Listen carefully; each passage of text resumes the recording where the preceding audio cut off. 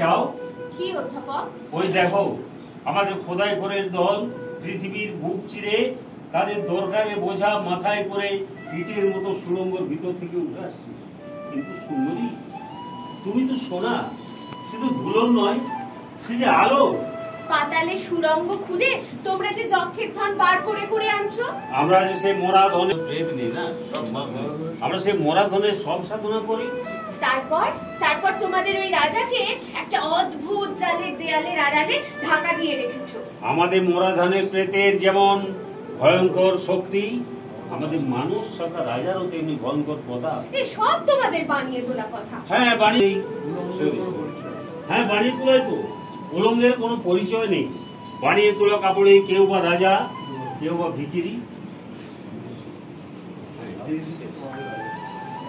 কেউ বা ভিখিরি। তোমার পজিশনটা কোথায় ছিল মুখবাবু?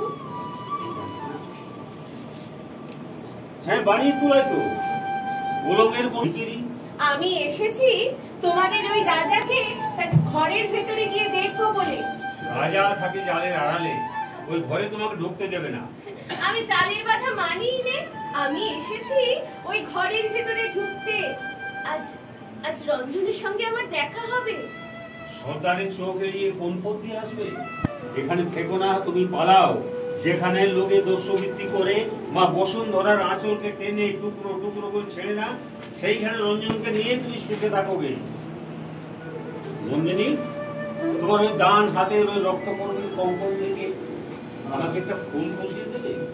হ্যাঁ, এই নাও, আজ রঞ্জন আসবে, সেই আনন্দেই এই ফুলটি তোমাকে দিলুম। বেশ।